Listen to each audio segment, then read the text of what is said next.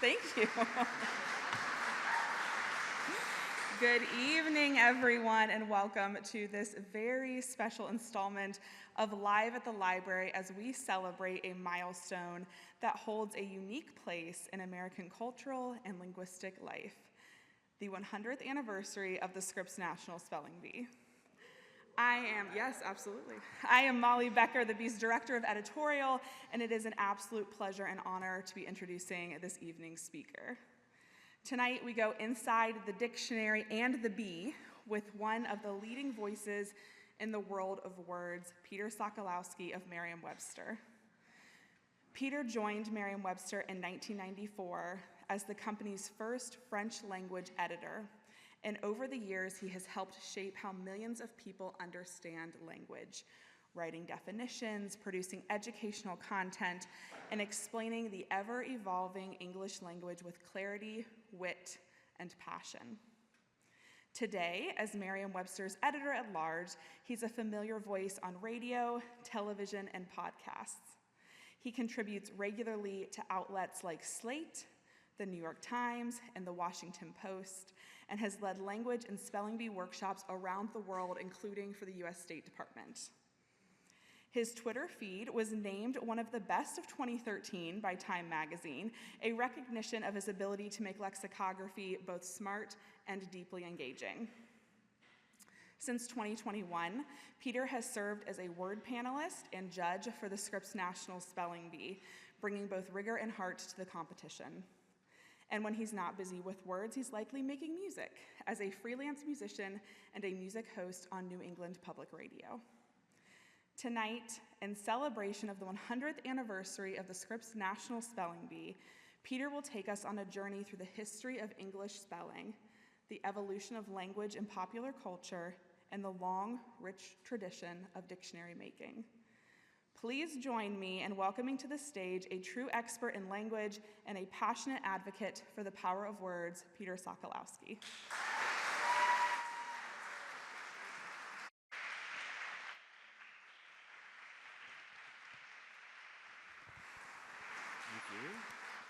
Thank you for coming. This is a self-selected group of word nerds, and that's the best kind of audience I can have. And libraries are the natural habitat of dictionaries. Right? How many of you know of or remember the big dictionary in a library, the big, like an unabridged dictionary open at a library? And did you know that the big dictionary that is open in the reference room of this library happens to be the Merriam-Webster Unabridged Dictionary, Webster's Third, which happens to be the official dictionary of the Scripps National Spelling Bee. So we're making lots of connections tonight. And what I hope to do is explore two simple questions. They're kind of philosophical questions. First of all, what makes a person look up a word, which is more complex than you might think? And second of all, which comes first, the spelling bee or the dictionary? So we're going to start with a, by the way, this is an illustration of the architect's rendition of the sculpture that sits above the front door of our offices at Merriam-Webster that you guys all visited recently. It's a life-size sculpture of the Unabridged Dictionary. But we begin with the basic question, what makes a person look up a word? You know, for 400 years there have been dictionaries of English, but for almost all of that time there was no way that dictionary publishers could know what dictionary users were looking up. We do have a few anecdotes, historical anecdotes about this. This is Samuel Johnson. Samuel Johnson wrote the great dictionary in London, the great kind of work of the Enlightenment, 1755. The first really modern dictionary that treated the comprehensive vocabulary of English. And when Johnson published his dictionary, he was congratulated by a matron of London society, and she said, "I'm so pleased that you have omitted the naughty words." To which Dr. Johnson is supposed to have replied, "Madam, I find that you have been looking them up." which is a very good indication of how we use our dictionaries. And there's another anecdote. This man is James Murray, the editor, the first editor of the Oxford English Dictionary, one of the greatest projects in the history of the humanities, to be sure. And around 1900, there was a new word submitted to the Oxford English Dictionary, and they used the medical faculty. They used the faculty at Oxford as consultants, and the new word was a medical word. And so the question went to the medical faculty, should we add this new word to the New English Dictionary? And the answer came back, no. This word is too abstruse, it's too specific, it's too professional. We are surgeons, we use this word. The general public doesn't need to know this word. I think, by the way, as a sidebar, I think that gives a little indication of what people thought a dictionary should and should not be at that time in Victorian England. In other words, I think a lot of people think that dictionaries, at that time, they thought that dictionaries might be for reading literature and reading the Bible, but not the professional vocabulary, not the scientific vocabulary. It's interesting that dictionaries have become much more comprehensive in those years. But then in 1901, the biggest story of the 20th century took place, the death of the Queen. The death of Queen Victoria, and her son, who was Prince of Wales, would become the king, and the coronation was scheduled, and then the new king became ill. He became seriously ill, he became mortally ill, and the coronation had to be postponed. And in fact, the entire country was riveted to this story, as you might imagine, and they wanted to know more about his condition. Unfortunately, his condition was named by the word that was dropped by the editor of the dictionary, and it was not in the dictionary. He did survive. He became George the VII. The word was appendicitis, which used to be more mortal, more lethal than it is today. The dictionary at Merriam-Webster went online in 1996. As it happens, as we'll see later, 1996 was exactly 400 years after the first dictionary-like publication in England. So we put our dictionary online, and as you might know, online for free in 1996, and we immediately learned things about the way people use dictionaries. Our dictionaries, of course, are based on Noah Webster's work. We'll talk more about Webster a little bit later in the evening. There's lots to say about Webster, but he is an interesting character, an interesting Connecticut Yankee. He was born in 1758, and that means he turned 18 in 1776. And I do think that's significant, that what you're passionate about when you're 18 is probably an important part of your life. He later was at the Philadelphia Convention. He was personal friends with Franklin and Washington. He was an ardent enemy of Jefferson's politically, but later, as you know, wrote a great dictionary, and Merriam-Webster kind of continues his tradition. But, and by the way, this is what his first complete dictionary looked like. There is notably not a copy of this in Jefferson's collection here at this library.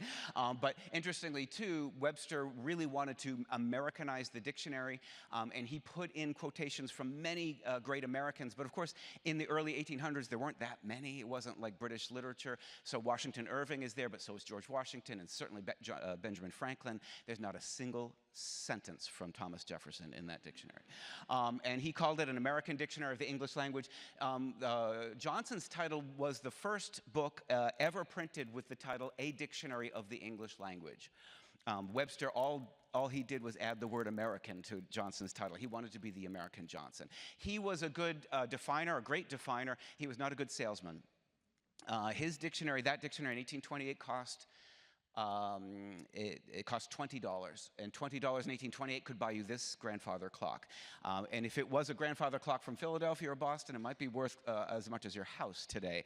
That's not to say that those first copies of the dictionary are worth that much, but just to give you the buying power of the day, and also to show you that he didn't really make a lot of money. It took him 8 years to sell through 1,300 copies. The book did not become the success that we think it is today immediately, until it was taken over by the printers, Charles and George Merriam. The Merriams are the printers, Webster was the author. That is the relationship. They took over the publication of the dictionary after Webster's death. They were really good at selling things, which Webster was really bad at. And in 1847, the first edition of the Merriam edition came out at $6. And that's the reason I have a job today. They're very good at selling things. And one of the things they knew about selling things was that if you had a big, heavy, expensive 2-volume dictionary, it was harder to sell than a big, heavy, expensive single-volume dictionary. So they put it all together in one fat book. And that's why we, to this day, think of a dictionary as a single fat book. Because the official dictionary of the Académie Française was 2 volumes. The German dictionary was 2 volumes. Johnson's dictionary was 2 volumes. If you were a European in 1800 and you had a comprehensive literary dictionary, you thought of it as a folio 2-volume book. The Merriams invented this sort of single package, and they used a word to make sure that the consumer understood that it was all in one binding. They used the word for the very first time, unabridged. First time to refer to a dictionary. They then invented the abridgment. The collegiate dictionary might be the one that you know. How many of you have a collegiate dictionary? If you're over sort of my age, you probably do. The collegiate dictionary came out at $3 in 1898. Collegiate Dictionary is its own cultural story all by itself. When I met Bill Clinton, the first thing he said to me was, "I still have my Collegiate Dictionary. The cover is ripped off." And I asked him, "What color? Is it navy blue or is it red?" I know his age, so I know the answer. But he said it's navy blue. And I went through Georgetown with it, and I'll never, ever give it away. It is a kind of piece of American culture, partly because so many people like him were given it as a gift after high school, or they used it in college. It is the best-selling hardcover book in American history after the Bible. It's also the standard usage guide dictionary for the Chicago Manual of Style, which is to say for every book printed in America and every magazine printed in America. It is the standard dictionary for the AP style guide now, which means for every newspaper and every TV station and radio station in America, and it's also the dictionary for the MLA. So we're very proud of the Collegiate Dictionary, sort of our signature product. We did also invent the paperback. We are the first paperback dictionary in 1947. It was 35 cents. After 35 cents, there's only one place to go. The whole mission of the Merriams was distribution, the maximum distribution at the lowest possible cost. In 1996, we put that Collegiate Dictionary online for free. There was no business model, there was no revenue, there was no advertising, there was no Google, there was no Amazon, there was no eBay. So the fact is, it was, in a way, an experiment, but it was also a risk. We were putting our bread and butter online for free. Some of you might remember at that time everything was www this and www that, and you'll see it says Webster, which we thought might catch on. It didn't, obviously. But the thing is, what we saw immediately was we had data. We could now read which words you were looking up. And the first story that was widely shared online was the death of Princess Diana, 1997. And what we saw from that static list of words that people looked up in the dictionary, that they changed immediately, and they changed dramatically, and they told the story of this in lexical terms. Of course, the word paparazzi was looked up. First of all, it's a hard word to spell. Are there 2 P's? Are there 2 R's? What's the singular? But of course, that was the sort of the immediate cause of her death. The word cortege for her funeral, that's one of those words that is spelled in the French manner, but it's also pronounced in the French manner. It's a real problem for English speakers and spelling. But then the one that surprised us was the word princess. It's not a vocabulary word. It's not a really hard word to spell for most adults. And this gave us the first clue of how people use the dictionary. There are lexical reasons. I would say that looking up the word paparazzi will almost always be a lexical reason. You want to know what it means. You want to know how to spell the word.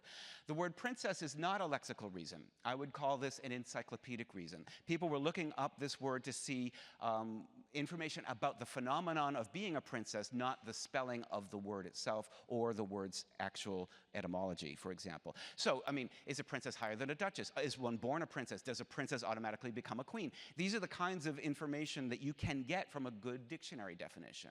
And I could give you a whole lecture now on how we describe the difference between the encyclopedic content of a dictionary or a dictionary definition and the lexical content, but I'll give you a nickel version of it right now.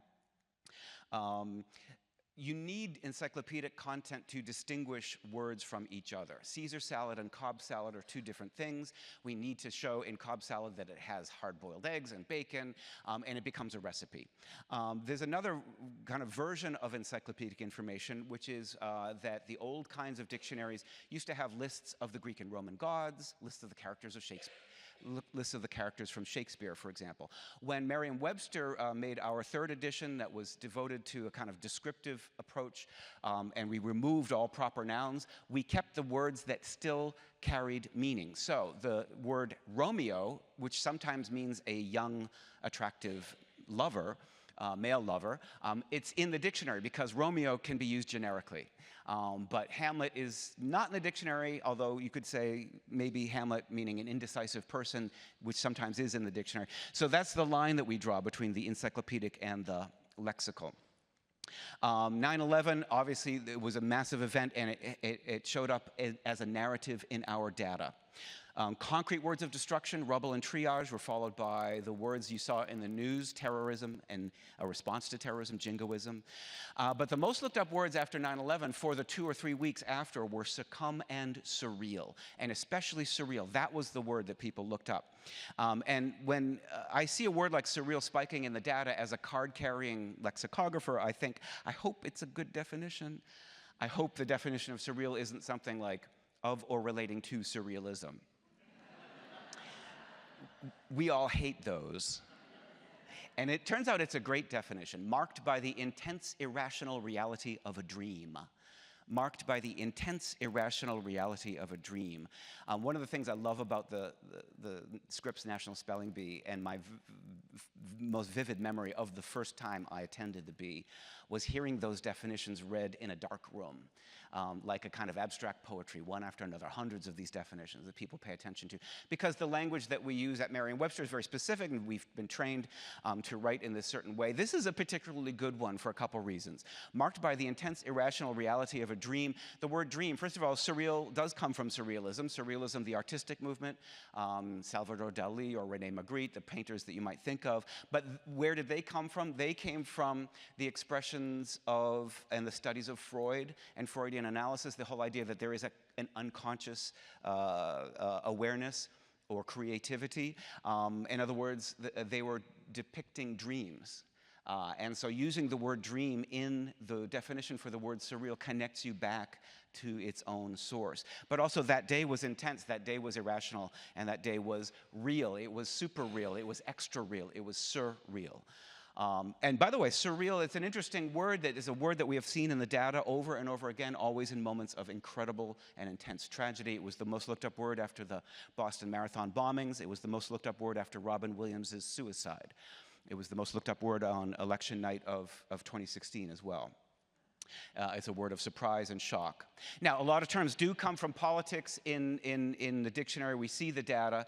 I remember the word socialism, which when I was a young person was unimaginable that a presidential candidate would ever self-identify as a socialist. And then we had, in 2015, we had Bernie Sanders announce, and that word socialism, and all of the isms are abstract and difficult words, and they're among the most looked up words in our dictionary. Socialism, feminism, fascism, they're all words that we see looked up all the time. The word fact, which is a simple word that you wouldn't think people would look up. One of the most important reasons people use a dictionary is to correct someone else. When Kellyanne Conway used this term alternative facts, people looked up the dictionary and it spiked off the charts. This is the kind of thing that pays my salary. But forget all of these newsy kinds of lookups. English is hard. Most of the lookups in our dictionary reflect the difficulties of the English language. Number one among them is that people can't tell the difference between affect and effect. So this is one of what we call the evergreen or perennial lookups in our dictionary. The most looked up words, the evergreen terms, tend to look like these words. They tend to be words with abstract meanings and Latin and Greek roots, right? Pragmatic, ubiquitous, paradigm, integrity. These are the kinds of words that are the bread and butter words. These are the words where if we spend a lot of time and cogitation, real attention at making those definitions, for a word like integrity, for example, that really pays off because people look up that word quite frequently.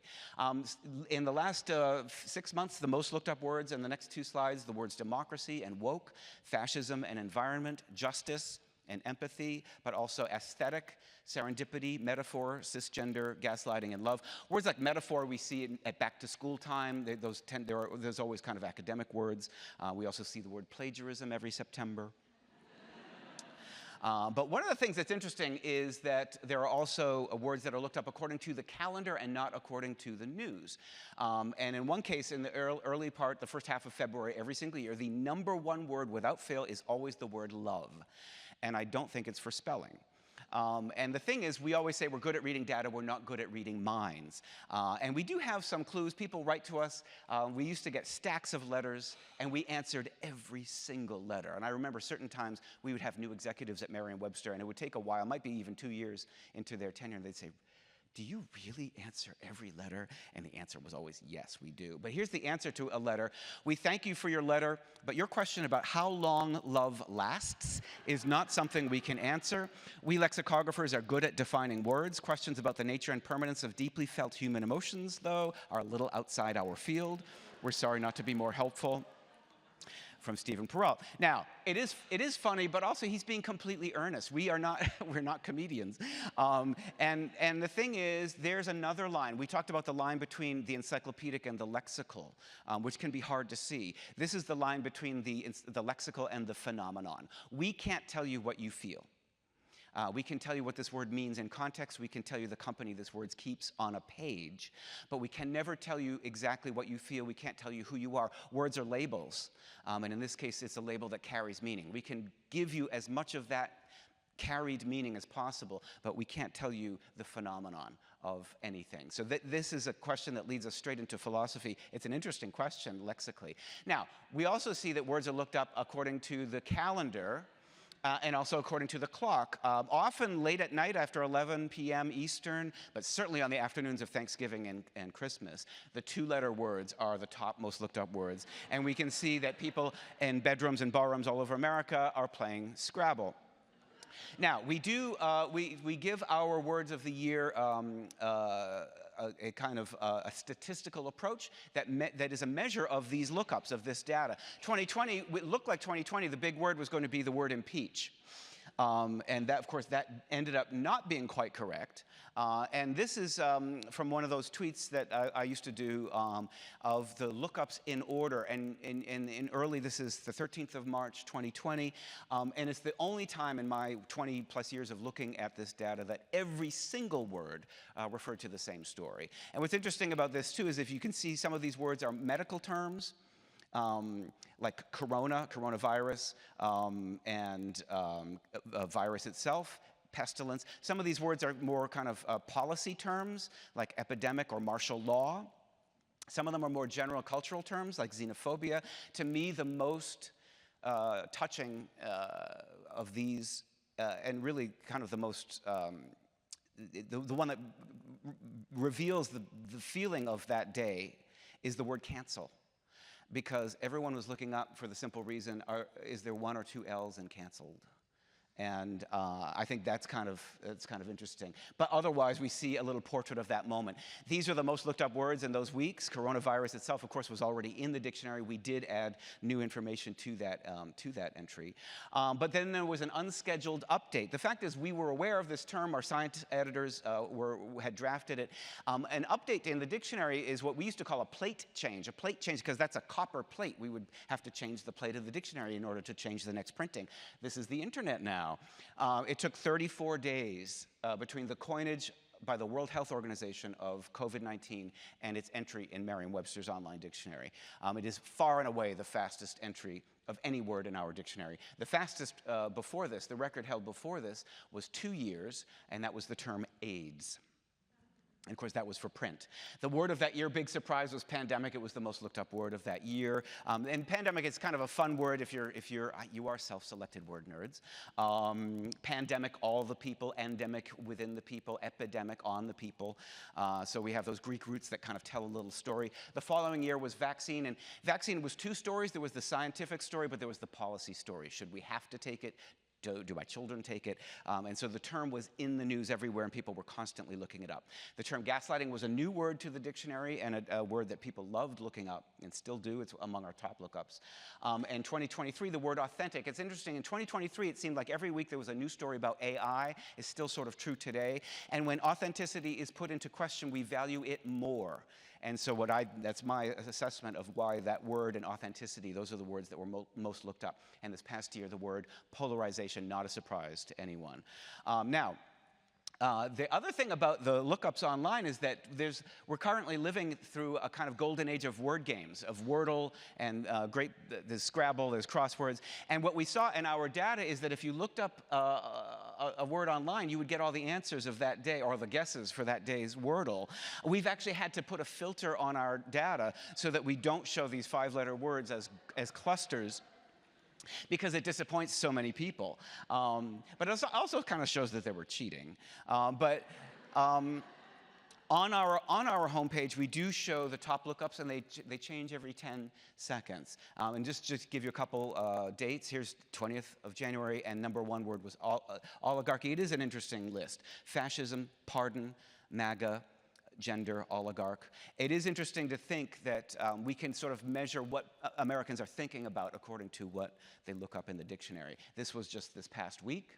86, you might have heard about the James Comey story. And it is interesting, it's just as a matter of lexical interest. If you look up the word, look up 86 as a numeral, the numeral 8 and 6, you look it up at the alphabetical EIGHT spot. And so we alphabetize numerals according to the way they are spelled, not in numerical order, therefore.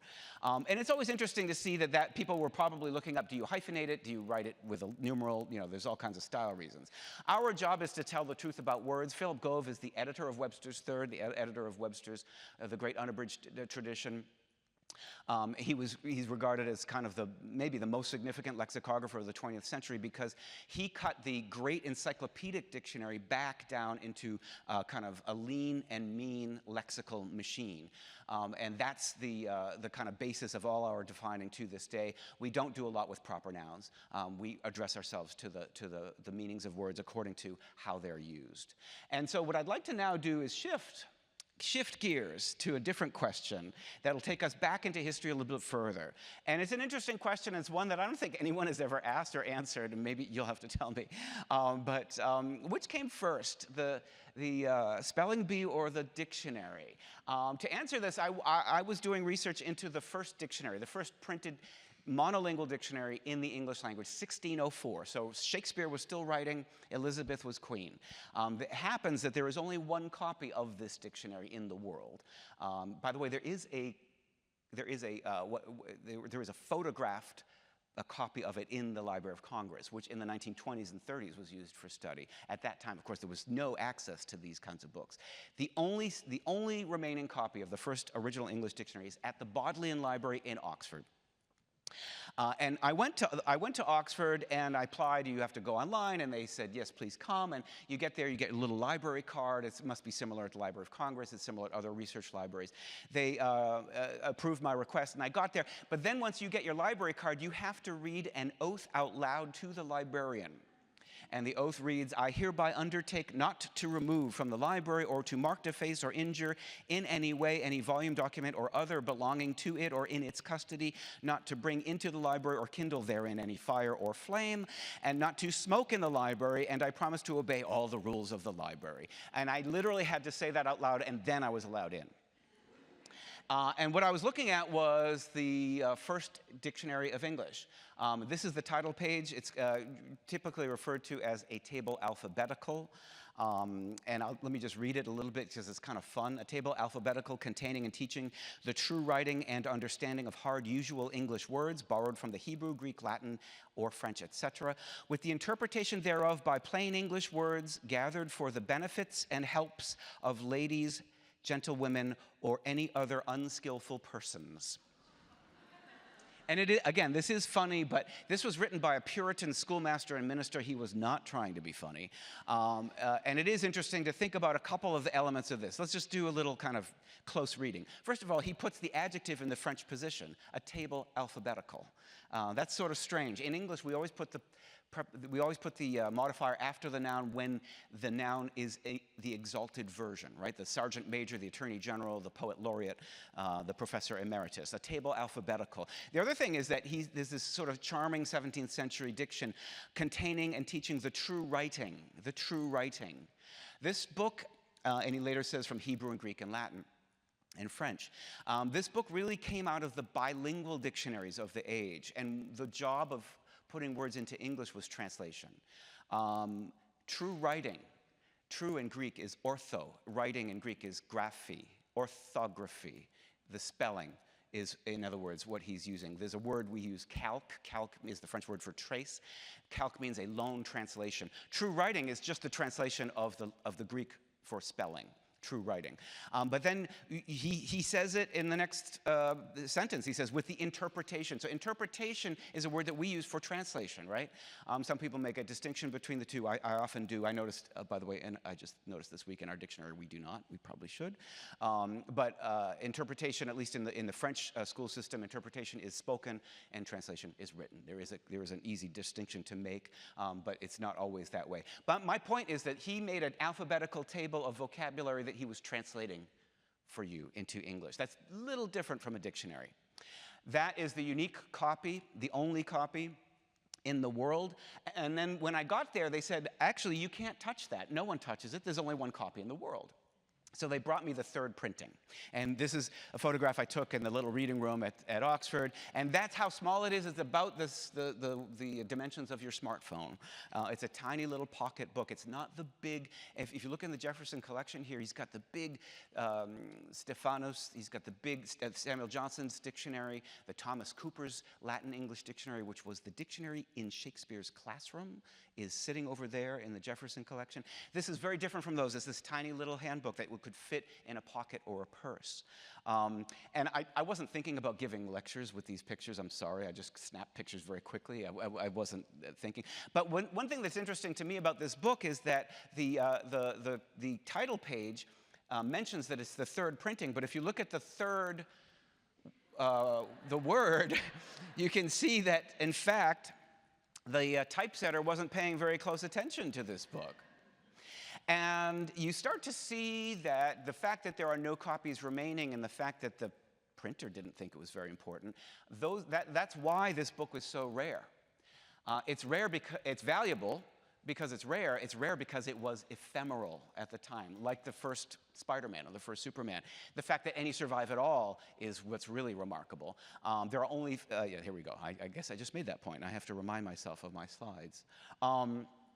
But then this dictionary was completely forgotten for 300 years. There are no mentions of this dictionary. It's not like the first person who landed on the moon or who climbed Mount Everest. If an achievement is viewed as important to us, we think usually that the achievement was itself the goal. But I don't think this schoolmaster who wrote a book that he didn't even call a dictionary, he called it a table, I don't think he thought he was the inaugural chapter of a long tradition of dictionary making. So where did this dictionary come from? English in the 16th century had two weaknesses, and people were very self-conscious of this: insufficient vocabulary and inconsistent spelling. You all know about the second of them.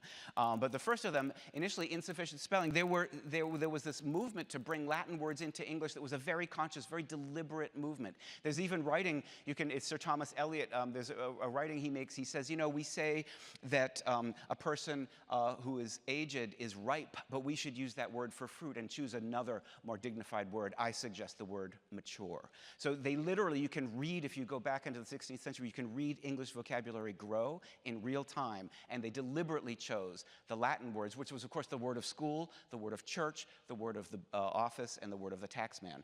And there's another problem with English spelling. The basic problem is that there was no English writing that was consistent in the Middle Ages. This is just the word through, in its different spellings given from the Oxford English Dictionary. There are more than 100 spellings. And of course, one problem with the word through is also that it's spelled O-U-G-H, just like bow and cough and though. And so English gives us some unique problems. Part of this is, of course, English went through what we call the Great Vowel Shift at the same moment as printing. The printing press was invented. And what happens is we therefore captured for the first time the spellings of words as their own phonetics were changing. And that's one of the reasons we have a spelling bee today. But then there were proposals to make English spelling more regular. They suggested the Greek theta for the th, the distinctive th sound that no other Europeans can usually pronounce. Or they said, let's go back to the thorn. Did you see the thorn in these words? That's the funny letter that is pronounced th as in thorn. And this was a proposed phonetic alphabet by William Bullocker in 1580. He said, let's just rewrite everything in an alphabet that makes sense so we won't have to have spelling bees. No, so that English will be perfectly phonetic. Here is a text in that alphabet. There be 37 letters of 37 several names, agreeing to 37 several sounds in voice, used in English speech beside the sound of 7 diphthongs. So that's what he wanted us to read. This is the same man who wrote the first grammar of English. Unfortunately, he based it on Latin. And so trying to fit the square peg of English into the round hole of Latin, or the round peg of English into the square hole of Latin, is the original sin for which we are still atoning to this day. The fact is, 16th century language reformers failed with a good idea, but succeeded with a very bad one. We're stuck with illogical spelling as a consequence, and a Germanic language that's explained with Latin's rules. Have you ever thought about, I mean, I don't go into it here, but have you ever thought about why people sometimes say you can't split an infinitive, or you can't end a sentence with a preposition? Those are complete nonsense. They have nothing to do with the organic nature of a Germanic language. Those are Latin rules superimposed on English. The fact that you mostly, I think, have even heard of those in the 21st century is astonishing to me in the context of English. English is very, very poorly described by Latin grammar. The schoolmasters were the big influence on this dictionary because he was a schoolmaster himself. Richard Mulcaster was maybe the first schoolmaster to write an entire textbook in English. At this time, everything was in Latin. If you were a schoolboy in England, you went to school, you only learned Latin. Usually you only spoke Latin, and often you were beaten hard if you didn't. He wrote a book called The First Part of the Elementary.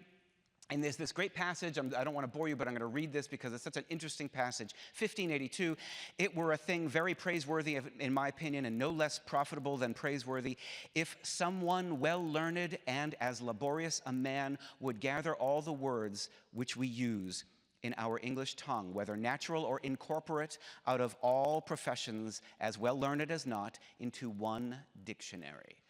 This is the first call for a dictionary of the English language, 1582. It's a long ways in. Shakespeare's already writing at this point. But you realize English was that far behind the other languages and far behind Latin. And at the end of this book, Mulcaster put a list of words. He called it a table. Notice they're mostly words that come from Latin or French. And he just put it as a vocabulary list to teach young students.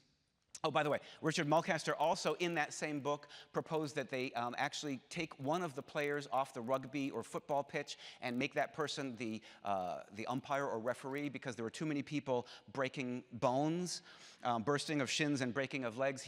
So it's interesting to me that the proposals for the first grammars of language are also the proposals for the first rules of sport. And what are the rules of sports except grammar for sports? Now, the next schoolmaster is Edmund Coote. He's the one that leads us directly to the dictionary. His was called the English Schoolmaster. Just like Webster added the word American to his title, an American dictionary, Coote took the term English and put it English Schoolmaster. This is not about Latin anymore. And he has this he taught with dialogues. Everything was dialogues from the Platonic tradition. Everything was taught in dialogues. I've recast this so that we can read it more easily. He presents exercises, classroom exercises. One of them is a quiz. It's a quiz to be conducted within the classroom, and it's 2 boys. There were only boys in schools at that time. He names one of them John. How do you write people? Robert says, I answer you, P-E-O-P-L-E. What use hath the O, for you give it no sound? I love this. True, yet we must write it because it is one of the words we learned, wherein O is not pronounced. So they've learned that O is a silent letter here. Are there any more of them? Yes, many. I will repeat them if you will. No, that would be too long. I love that. I love that. It is not pronounced at the end, but he said, why pronounce you not the letter E? It is not pronounced at the end if there be another vowel in that syllable. So this was a dialogue that is presented to teachers to make teachers more aware of the rules of phonetics. And also to show an exercise that could be handled in class. To what end then serveth it? We have learned 2 principal uses. One is it draweth the syllable long, as H-A-T spelleth hat, but H-A-T-E is hate. It's pretty good for a kid in 1582. How write you circle? S-I-R-C-L. If there were a bell, we would ring the bell. Nay, now you miss. For if you look but in the table, you shall find it circled with a C. Therefore, now you must oppose B. Two things are important here. One is, the reason he gives is because that's the way it is in the book. So the authority of the book is unquestioned. The other thing is, now you must oppose me. This is a spelling bee. Because when you spell wrong, the turn is shifted to another person. 1596. This is the origin, I think, I'm the only one who says it, but who's going to argue? It's such a vivid description, and it's so English in its conception. These were not problems of Latin. Latin didn't have phonetically silent letters like that. In other words, he's giving the rationale for the B and explaining why spelling is difficult in English. And then he's giving a reason for it. At the end of Coote's book, he also put a table. He also put a list of words. There's one big difference. Coote put definitions. It's the first time we see definitions with words in the English language. And you'll notice, again, these are all French or Latin words, but they're little nickel definitions: affect, to earnestly desire, affinity, kin by marriage, affirmative, avouching, affiance, trust, affianced, betrothed. It's a little hard to parse, but these are real definitions put to real English words. In other words, not English from Latin, but English from English. Even though they're kind of anglicized Latin words, this is arguably the first dictionary-like text in the English language. And it's interesting, too, at the end of the introduction of this little table, he gives a user's manual for the alphabet. If thou hast not been acquainted with such a table as this following, and desirous to make use of it, thou must get the alphabet, that is, the order of the letters as they stand, without book perfectly, to know where every letter stands, as B near the beginning, M about the middle, and V toward the end. Therefore, if the word thou wouldst find begin with A, look in the beginning of the table. If with T, look toward the end. Again, if the word begin with B-A, look at the beginning of the letter B. It's an actual user's manual for the alphabet, which also tells us something else. It's not, I mean, it's funny to us, but it tells us he did not assume that people would understand the technology of alphabetical order. The other influence to the first dictionary were dictionaries. So the first dictionary of English, he was a schoolmaster. He had the schoolmaster's manuals. They had a little table at the back of the book. He copied their tables. The first dictionary of English copied 87% word for word from Edmund Coote's dictionary. The history of lexicography is the history of copyright infringement. But the lexicographers were different. They had big dictionaries. They were usually Latin-English dictionaries. So there were good references if you knew how to anglicize Latin words. One of the most important of these is in the Jefferson collection is Thomas Cooper's Thesaurus Latinae Britannicae. Thesaurus Thesaurus was one of the more common names for a dictionary at that time. The word dictionary was not the standard term, so you have different names for some of them were called garden of words, hortus. Promptorium, storehouse of words, thesaurus, treasury of words. The term dictionary is a little funny, actually, when you think about it, because diction is speech, right? It's not writing. The proper name that William Tyndale, the great translator of the Bible into English, who gave us all of the idioms, you know, my brother's keeper and salt of the earth, who created all of those, he called his dictionary the vocabularium. But the most influential dictionary of this time, 1502, was the classical Latin dictionary called the Dictionarium by a monk in Italy called Calapino, Ambrosio Calapino. And his dictionary became the one that was translated into English, and that became the translation not only into English words as definitions, but the title was translated. The first book printed in England with the title Dictionary was 1538. It was a translation of Calapino's dictionary. Calapino's dictionary is also in Jefferson's collection. That first dictionary was tiny. It had 2,500 words or so. Our little Merriam-Webster pocket dictionary has 40,000. Table alphabetical, just a tiny little book with short little definitions. This is just to prove the point that I don't need to prove to you that he copied from Coote. These are just entries that are word for word the same. There are hundreds of them. He also copied the definitions from Thomas, who was the new edition of the Thomas Cooper, which was the translation of Calipino. He took the definitions from the Latin dictionary and made them English. So do we call it an English dictionary? It's called an English dictionary because it has English headwords, but how many words in this dictionary are from the Anglo-Saxon roots of the English language, the Old English roots of the English language? By the way, the scholarly term is Old English now. Anglo-Saxon is no longer used because it's been co-opted by racists. 2.3%. The first dictionary of English, which had 2,500 words, had about 50 words of English origin. So you can see his goal was to teach the Latin-based words in his dictionary. Here are a few of them: acorn and ark, bequeath and betrothed, brittle and brothel, gospel and nibble. That's nibble, as in to chew. So there were very few words, and notice most of these had a little phonetic problem, right? Nibble with a silent G at the time. Gospel and brothel, he wanted to show there were two L's. The theta sound in betrothed, and the Q in bequeath, which is hard to parse. And so the words that he put that had Old English roots were words that were a little bit hard to pronounce or hard to spell. But why 1604? Why this moment? Part of it is that 1604 was the year that the King James Bible was commissioned. It was finished in 1611. A lot of people know that date, but it was commissioned in 1604. So the new translation, which was, by the way, a committee translation that was also, by the way, copied from all the English translations that had come before it, notably by William Tyndale, who, by the way, was burnt at the stake for doing it, and therefore got no credit. But what's interesting to me about that process is it's very similar to lexicography. They looked at the best translation of 5 or 6 or 8 that they would look at, and they would insert them all into the King James Bible, which is today, of course, regarded as a masterpiece of English prose. But the thing is, this Puritan, Robert Cowdrey, who wrote the first English dictionary, he was a Puritan minister and a schoolmaster. And I keep emphasizing that Puritan part because Protestants read the Bible at home. After the Reformation, after Martin Luther, after the separation from the Catholic Church by Henry VIII in England, it was legal to have a Bible at home in the vernacular. That was a crime until 1536. It was a crime to have a Bible in English at home. But Protestants read the Bible at home. They still do. Catholics at that time heard the Bible spoken in Latin by the priest. And so the confluence of cultural influences here has a lot to do with the fact that this is a Puritan minister who was writing for the people who had a Bible at home, maybe for the first time, and could read it themselves.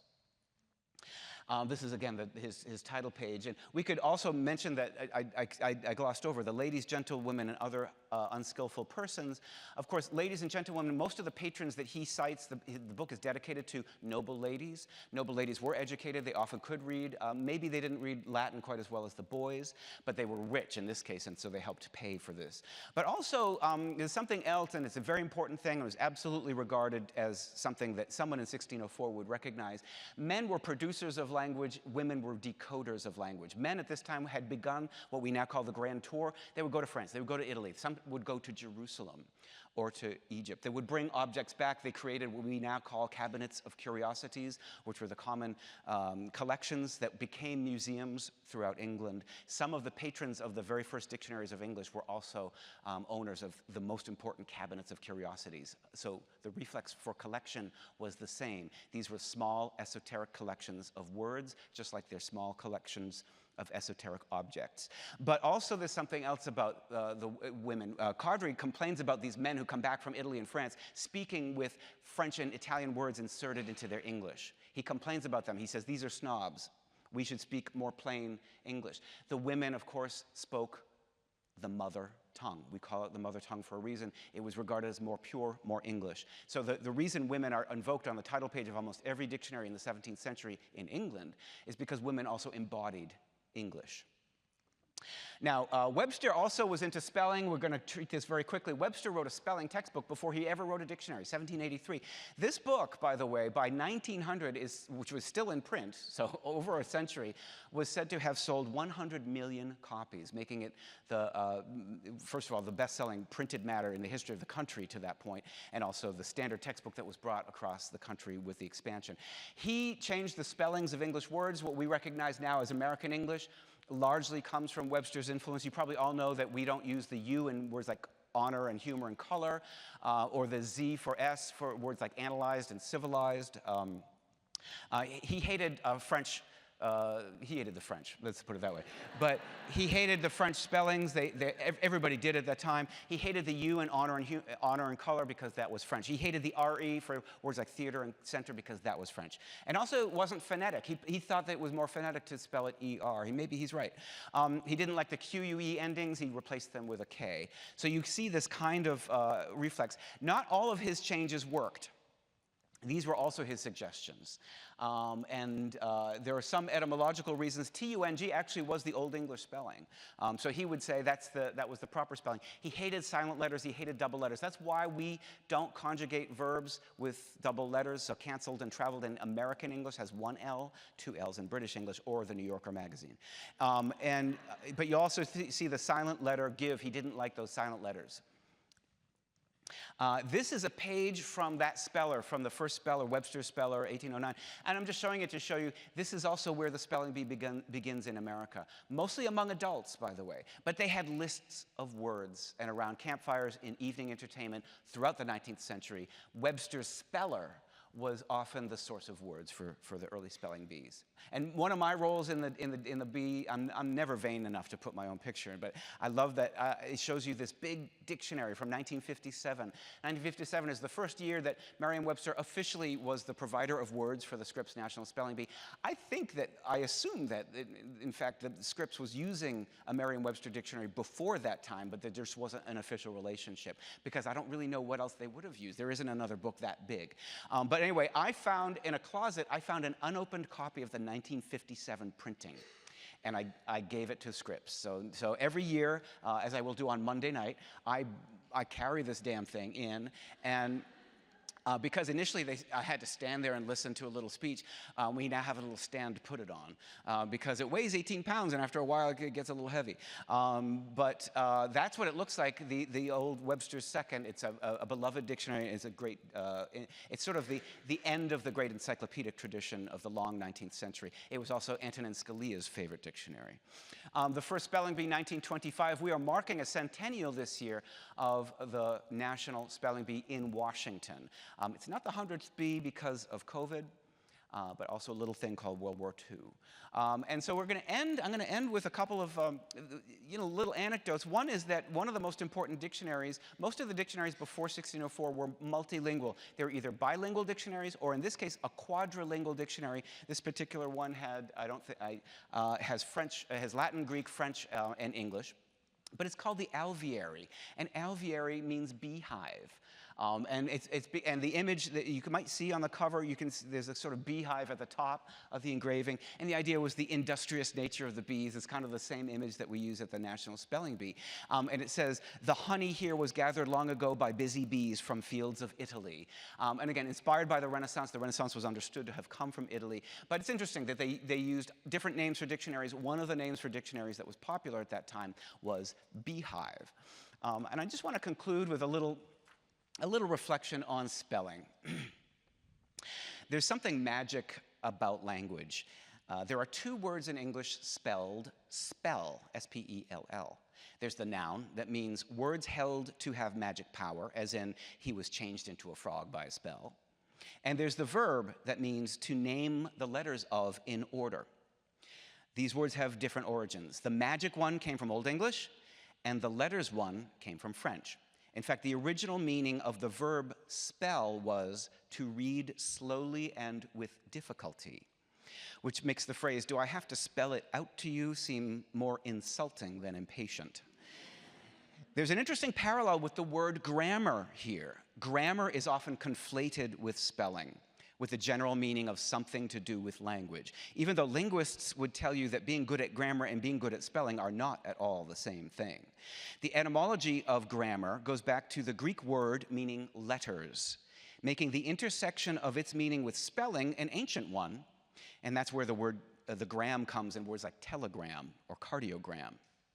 But more intriguingly, the word grammar was also used to mean a magic spell. With a slight change in spelling, we know it today as glamour. This magic meaning derived from the fact that from the perspective of the average person in the Middle Ages, scholars possessed esoteric and mysterious knowledge and spoke in a language that was incomprehensible, usually Latin.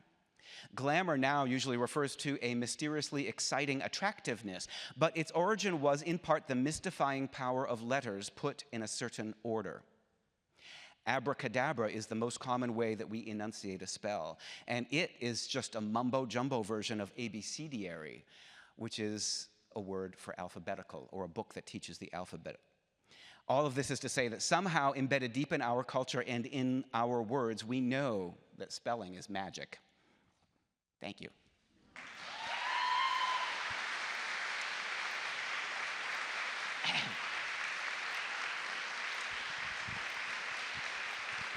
So, thank you.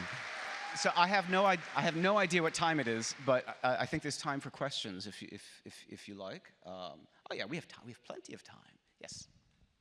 Yeah, who actually decides when new words are added to whether they're an actual legitimate word or a slang word? Yes. How does a word get into the dictionary is the number one most asked question. I should have put it in there. But it's a great question. It's very simple. It's very mechanical. If the word is used by many people in many publications, it goes in. We don't have a committee. We don't have arguments because that would waste time. We have a big shared file now. The way we do it digitally is we call it simply new words. Big surprise, new words. And if I encounter a new word, I think I put one in a number of years ago. It was orange wine. Orange wine, which is maybe some of you how many are familiar with orange wine? Okay, I just want to measure whether that word is ready. I drafted it for definition, but you see about half the room, and that's exactly the right moment for a new word to go into the dictionary. Orange wine is white wine that's made like red wine, which is to say it's made with the skin still on, so that it turns a kind of a pinky or rosé or orange color. But that's a term that's clearly different from wine of an orange. Right, so that means it needs a definition in the dictionary. So what we do is we see where was this used and when. This is a term that's used. It's used in the New York Times. It's used in the Wall Street Journal. It's used in the Washington Post. It's used in the Atlantic. It's used in the New Yorker. But most importantly, in this case, it's used on menus everywhere. I bet you'll see it tonight, by the way. And so because now I often see sparkling, rosé, white, orange, red. And so that means there's a category developing. A generation or two from now, orange wine might be a completely common term. Right now, it's still a new term. And so we do catch words. However, we don't invent words unless you pay us a lot. So that a word has to be solidly in use and showing enormous growth potential. We don't want to add a word that will then have to come out of the dictionary. We rarely remove words from the dictionary. That is a kind of fun little side topic. If I can remember them, we removed, I'm sorry? No, we removed, let's see. Well, we did recently remove compounds. Compound terms tend to be more self-explanatory. We did remove plantsman, meaning a gardener, and we removed crossbowman, meaning one who wields a crossbow, because both of those gave us 2 extra lines in the dictionary. The thing is, in the online dictionary, there is no limit to space, so there's no reason to drop words from them. We have had to remove words from print dictionaries, and they generally have to do with obsolescence, if they're too arcane and too technical, or if they are just there's no evidence of their use anymore. There's a funny word that it'll come to me in a minute that we did remove because it's funny because we had to put it back in. Anyway, other questions? By the way, there are microphones if you need them. Oh, yeah. No, there's lots of usage information. And so we do use the term slang. We use the term non-standard a little bit more often than that. There was a convention in the old days about usage that was a little bit insulting. If you look up the word ain't in our 1934 edition, the label on the word was illiterate. And we changed that. If you look up the word ain't now, the label is non-standard. And non-standard is the term that linguists use to identify terms that are not standard. Standard English is what I'm speaking to you now. It's the professionally educated version of a language. It's not a superior version, but it is a privileged version of the language. And the privilege is what comes with education, right, and professional acknowledgement. There are many dialects of English, and we do acknowledge them increasingly in the dictionary because they're found in print. The gold standard was always print. if a term was only spoken, it would be very hard for us to prove. And also hard for us to research. So we do still refer to print, and now, of course, with online search and corpus linguistics, it has radically simplified and radically changed, but also radically amplified our job. Any other questions? Yes. Yeah. I'm sorry? Oh, that is the second most asked question. And because we're a self-selected group of word nerds, I hate that question. I really, because I never know. I feel like it's different every day. But because sometimes I'm asked that question and I'm live on television, I have to have an answer. And so I give two. I like the word sesquipedalian. Who knows what sesquipedalian means? I know you do. Sesquipedalian, given to the use of long words. And I like the word for twilight. In French, crépuscule is a pleasant word. But I feel like, you know, maybe it's just habit that we look at words as units and get a little less attached, a little less emotional to them. I mean, I can say that John Simpson, who was the editor-in-chief of the Oxford English Dictionary, he's now retired, but he's a man I knew a little bit. He wrote a nice memoir, and in that memoir he said, you know, when we get applications, and they would get hundreds of applications to be an editor at the Oxford English Dictionary. If the cover letter says, I am a word lover, I love words, my whole family loves words, every Sunday we do, they just take that entire application and set it aside. Like, this is not a hobby, you know, and if you have an emotional connection to language, write poetry. It's just a different job. But one of the reasons, I mean, I'm not usually so self-conscious. One of the reasons I wear a suit when I speak is I want to project that this is a job, that I am a word lover, but there are people who do this all day, every day, in a very serious way to provide a neutral and objective arbiter of meaning at a time when that is questioned, when that is attacked. And so there is a professional side to this that I think we can embody and take very seriously, and we've inherited it through the long tradition of Merriam-Webster, which I think was easily the longest continuously operating dictionary program in the world, commercial dictionary program in the world. Just for reference, the copyright of the Oxford English Dictionary is 1928. Webster's first dictionary is 1806. And we're coming up to the bicentennial of the 1828, the big Webster Dictionary. But nevertheless, it's a thing that we take pretty seriously, so I hate to squash anyone's fun, but I feel like other people's favorite words are more interesting than mine. Yes? Did we change the definition of the word literally? Well, of course we did. Because it does mean something else. So it's a really, really interesting point and something I write a lot about. If you look up at if you were to Google Merriam-Webster semantic bleaching, there's a long article that I wrote that I will now explain to you. Semantic bleaching is a linguistic phenomenon that if you use a word to modify another word just to give it emphasis, then now the word that you've used has given emphasis. It hasn't given meaning. So if I say, I literally died laughing, the word that carries meaning in that sentence is died, right? What does literally do? It just simply adds hyperbole. It adds emphasis to the... So now what I've done is I've taken that word literally and I've not used it literally. I've used it as a modifier, as a meaningless intensifier is the way we call it. If you use a word as a meaningless intensifier, it loses its meaning. And that's why we call it semantic bleaching. So I literally died laughing is a perfectly valid sentence, and I would die for your right to use it. And I use it all the time, that kind of use. But it's important to recognize that it's a very different use from the term literally when you mean by the letter or specifically.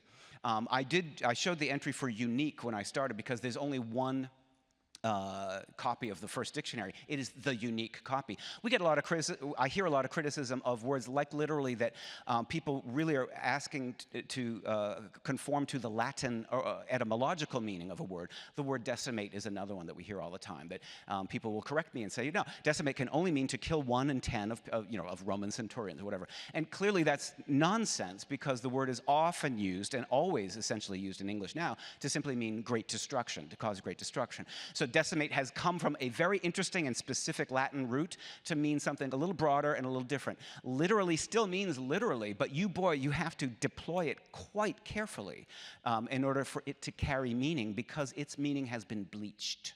That's nobody's fault. That's the way language works. So we really believe in recognizing those semantic drifts, those new senses. I'm sorry? Language is always fluid. The only constant is change. Absolutely true. Absolutely true. Yes. Yes. And you might want to come to there's a microphone, just because I had trouble hearing. Is it on? Yeah, okay, thanks. This has been delightful. I was in the National Spelling Bee in 1971, so I feel kind of like a relic, but it's it's really a privilege to be here, to celebrate their 100th. I appreciate everything that you've talked about in speaking in Word Nerds, but I wonder, what are your goals and the goals of Merriam-Webster in terms of expanding appreciation for language and for words well beyond Word Nerds? And I know that you work hard at it, because your social media feed and Merriam-Webster's Instagram feed is the delight of my day, every single day. So, you said Instagram, is that right? Yes. Yeah. So I've never seen our Instagram, but thank you. You should. But what are the goals? No, that's a very good question. I mean, our goal is principally to share our irrational love of the English language. But there is a real, like I mentioned before, there's a professional aspect. We see with our data, not just in the words that are looked up at moments of crisis, but we also see in the volume of words that are looked up that, gratifyingly, is stable. So about 100 million page views a month, about 1.25 billion, 1.3 billion a year. People come to the dictionary. The dictionary is clearly regarded as a public utility. It's regarded as a resource. People don't always understand that we are, in fact, a private company that has to turn a profit. But guess what? We sold 1.5 million books in print last year. And so we have ample evidence. The attention we get on social media, which I'll talk about too, proves to us that people care. But the real proof is the actual kind of rubber on the road, the fact that people come to the dictionary for its function, to help them spell or understand language. And because they come in such volumes, they pay our advertising fees, which in turn pays our salaries. It's a very different model from the Oxford English Dictionary. The OED staff, and they're dear friends of mine, I love them dearly, but they have never had to turn a profit as long as they've existed. In fact, I'm sure they've lost, I'm going to guess, $70 or $80 million. Probably that's conservative, because they are an official department of the University of Oxford. That's their job. They have jobs that are kind of like tenured professors. We have to make money. And so we do sell books. We sell a lot of books. We have a great website that's functional, and it gets a lot of traffic. I'm sorry to say that in my time, I'm not that old, but when I started, there were 6 American dictionaries with a staff, real, live, good, handmade dictionaries, and today there's only 1. I find that to be a joyless victory, and I think it says something very sad about publishing and about journalism and about the marketplace. I'm thrilled to say that we're still here, and that's another reason that I like coming to these events, is that we're doing fine, we're profitable, the website is a success, but boy, it takes a lot of work. And Merriam-Webster has had to change. We invented the single volume unabridged dictionary, then we invented the abridged, then we invented the paperback, and then we did mass market paperbacks with crossword and with medical and with legal and with bilingual dictionaries. We have the best-selling foreign language reference book in America, the best-selling French language reference book in America, which I wrote. That's why I say it. The best-selling crossword, the second best-selling crossword dictionary, the second best-selling medical dictionary, the second best-selling legal dictionary. If you add it all up, it does add up to an enormous amount of work. And so basically, we want to make sure our work is easy to find, and affordable for everyone, and that's our goal. And it's an important mission. I think we take it seriously. What's interesting is, as an editor, it's all I think about is the words. That's why, for example, I don't even know our Instagram feed. Now, I did sort of start our Twitter ages ago, but thankfully we have professionals to do younger people to do that now. And when they do tweets or posts that are very language-based, that are based on definitions or based on etymologies, they come to us, they come to me, and I make sure that they get it right. Because the dictionary Twitter feed can't misspell a word. Yes, any other questions? Hang on, we got so many questions. Yes, sir. And there's a microphone next to you, I believe. I think I'm loud. Okay. Could you tell us about the process for approval for a new definition? Yes, I started and I didn't quite finish. So it's so if I see a new word like orange wine and I feel strongly about it and I see, oh, it's in the New York Times and it's been in the New York Times 20 times in the last 2 years, it has to go in. I mean, we don't argue about it. It's just the only question is when, right? And so I'll draft a definition based on the citations that I find, not just from the New York Times, but from all use of it. I'll go back to see an early use as far back as I possibly can, and use different databases to do that. I love the Time Magazine database because it's got every issue of Time Magazine all the way back to whatever it is, 1912 or something. So I love that because it's a good sort of simple, quick barometer of popular words. And I often start there, and then it'll give me, okay, that word appeared in 1922. Let's look at 1921 for other sources. So you kind of go back that far. You draft a definition, and then I let it go. I let it go to the senior editors. In this case, because it's wine, it's food, and because it's food, it's science. Our science editors will look at it and make sure I get if it refers to a grape, for example, it refers to some plant, then they will make sure that's right. The etymologist will check it and make an etymology if appropriate. Because it's a compound word, orange wine, he won't do anything. He'll just check it off because you can look up orange and wine for their etymologies. By the way, wine, do you know where wine comes from? It's so obvious when you say it, but people don't think. Wine is the word vine. It's just the same word. So I will do a draft, and then it'll go up to the copy editor, who's a more senior definer than me, and then it'll go from the copy editor to the director of defining, which is the best title in American publishing. And the director of defining, we are now on our third director of defining. By the way, our first director of defining was a man who joined the company in 1958. He's the man who trained me and every other living Merriam-Webster definer how to write definitions. His name is in Webster's Third. His name is in the dictionary in the reading room in the Library of Congress. Sadly, he died a couple years ago, but he was in his 90s, and he was sort of everybody's godfather of dictionary definition. So there is a philosophy. There is a specific language. We have rules. For example, one of the rules is we can't modify the genus term with more than 4 modifiers. So if I were to say a large solid-hoofed herbivorous ungulate mammal, what is that? A large solid-hoofed herbivorous ungulate mammal, horse. So in other words, we have this. We have to write within that style. Although that technical style is a little looser now. I can now say a large animal, and it's understood that it's a thing with 4 legs. Now, that we couldn't used to do that. So now we're making them a little bit easier to read. But so I draft something, it gets copy edited, it gets approved, and maybe revised, maybe rewritten entirely by the top, and then she will schedule it for inclusion, and it'll go in. We usually do it in batches, 2, 3 times a year, big batches of several hundred words that all go in. We just make them live on a single day. And also we'll put them into the print program for print updates down the road. So it's what we'd expect. It's a mechanical process, but it involves many people seeing it, and that's the important thing. It's teamwork. It's not one guy's opinion. We can't have that. Other questions?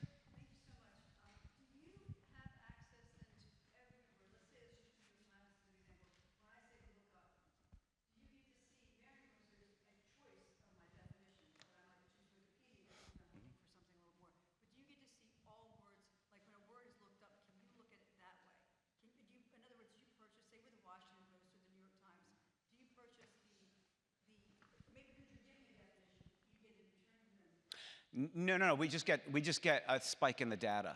So what happens is sometimes it's a mystery to us, and we say, "Why is this word spiking?" Oh, it was linked, and that's just an artifact of the internet that we were linked from a very popular article. So this one word, which might be an obscure word that really isn't in the news, but might be in pop culture, or might be from wine, it might be something. But if somebody links to our definition, we do see that in the data. It's usually pretty easy to find. But there are no arrangements or any, although the New York Times really should use Merriam-Webster's dictionary for their crossword, because I don't do it, but I see so many people complain about this word or that word almost daily is not in their dictionary, and it is in ours, so they should. But it is a problem also. I mean, just think about the business environment with Google. The fact is, if you Google a word now, you get a kind of like a static definition that is a licensed product that they paid a very, very, very small amount of money for to another publisher. And there aren't many businesses that are directly targeted by Google for their specific job. And so the fact that we survive even in that context is remarkable. Mostly we are the top lookup if you do Google a word. But of course, at one point, dictionary.com which we share a lot of data with. I mean, they have a similar kind of traffic. And because they were the URL, they got more traffic for a long time. But now, because people don't use URLs, they use Google search, it doesn't help them. So now we've returned to the primary position. It's just a difficult business environment for sure. Yes. Are we done? Is that it? Peter, sorry, we have time for just a few more questions. Yep. And if our audience does not use the mic, if you wouldn't mind repeating the question. Of course. Thank you. But you do have a mic. Yes, I'm here and ready to use the mic. You mentioned, just sort of in passing, maybe it's been in the New York Times 20 times. And I wonder, now when there's such a low barrier to people using language out there, like through social media or, other forms, like what for you validates a word as being something worth putting in there? Like I saw demure up on the screen a while ago. Demure.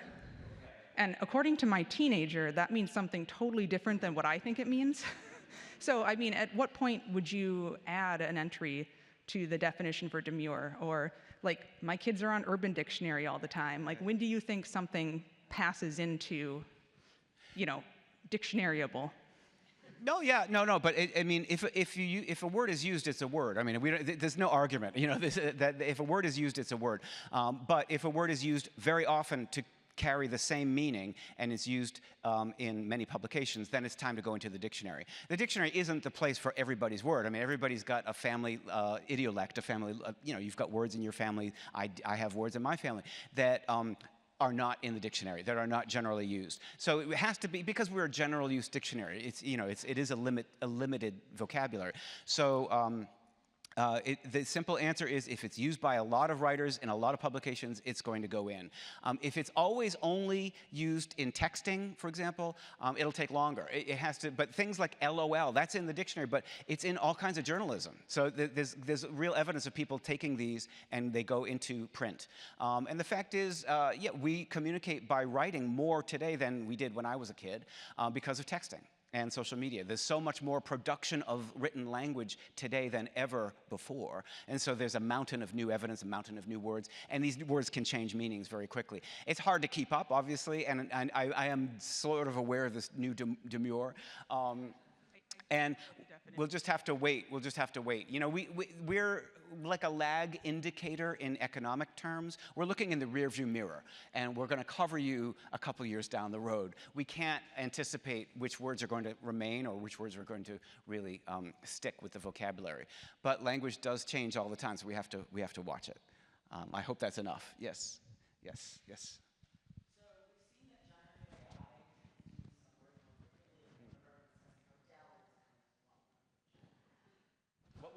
What was the word?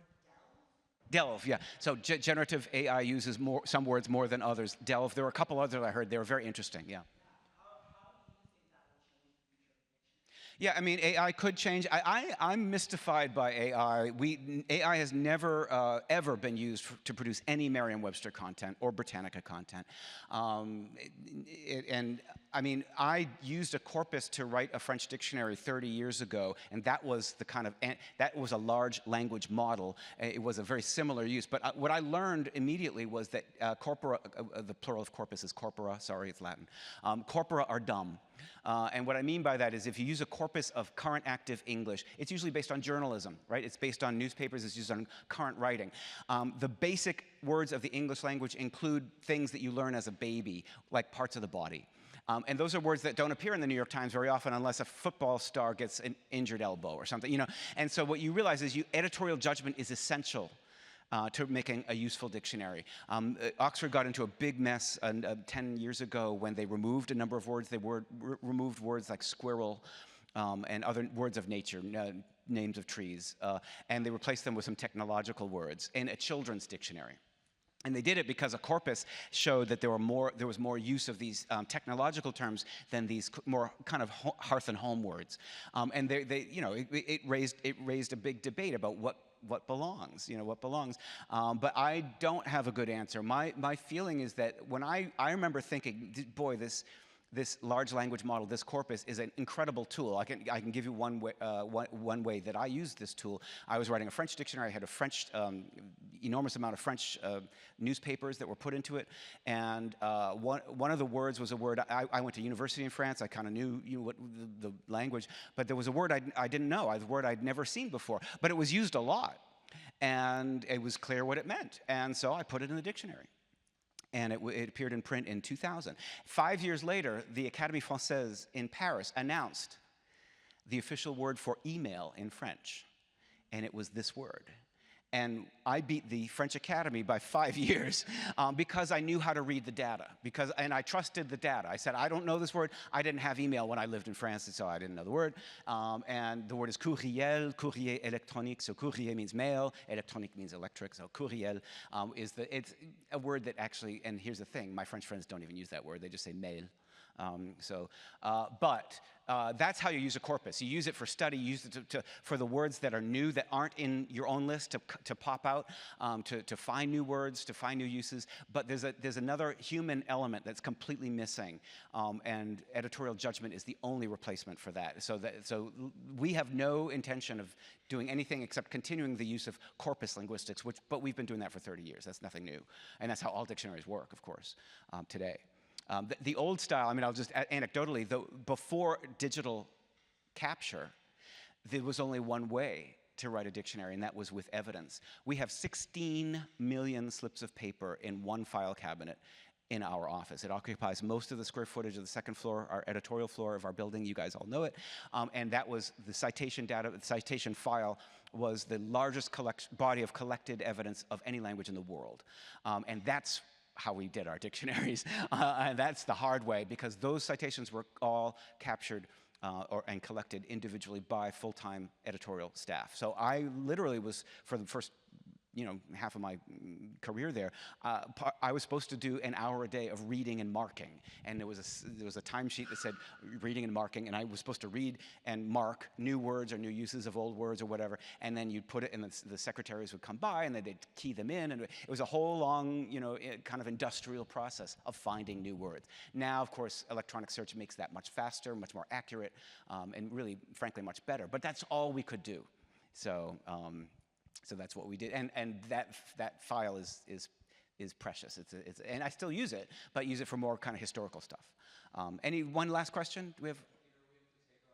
I wanted to know if you have some sort of consultancy role with helping other languages develop their dictionaries, and if there is any case to be made that the ubiquity of English is to a certain extent, a result of the energy that's been invested in developing the dictionary itself. It's an interesting question. We do know, a fascinating anecdote is that basically the entire field of lexicography in Japan was started from a single copy of Webster's dictionary in the mid-19th century, that they basically said, this must be how you do it, and they translated. They essentially translated it, and we've been told that was the sort of founding work in a modern sense of dictionaries in Japan. I know that I do have relationships with Langenscheidt in Germany and Le Robert in Paris, and we talk to them all the time. We're friends, and we do share information and products. Mostly, what they're just astounded by our market share and our market size. They have nothing to compare with how many books we can sell and how many eyeballs come to our website. So that part they would love to imitate, but they can't. What they do see, I think, is a vibrancy and a good, clear, descriptive philosophy. And I used to say that lexicography is all practice and no theory, but it actually is a deep theory embedded in a dictionary definition, as we saw today, that there are assumptions that we have to make, and that there is clarity that we have to provide, and I hope that is shared and copied by others. The two most famous editions was Webster's Dictionary of 1828, and then Webster's Third in 1961, which completely changed all the rules for writing definitions and inclusion. those were incredibly influential works to other projects. In particular, in England, the Oxford English Dictionary used the 1864 revision of Webster's dictionary as its basis because there was no other recent dictionary with modern etymologies, so they used the Merriam of 1864. We do know we've influenced England a lot. We certainly have influenced Japan a lot. Other countries have academies and institutes. Italy, Portugal, Spain, and France all have their kind of royal academies, and mostly those are just for show. They don't actually, nobody follows them. You know, the Académie Française says you can't use the word weekend or the word t-shirt, and the entire nation says, oh yes, we can. Because, you know, while languages certainly do follow rules, they don't follow orders. And I think that's a good place to stop because we have to end. But thank you for your question.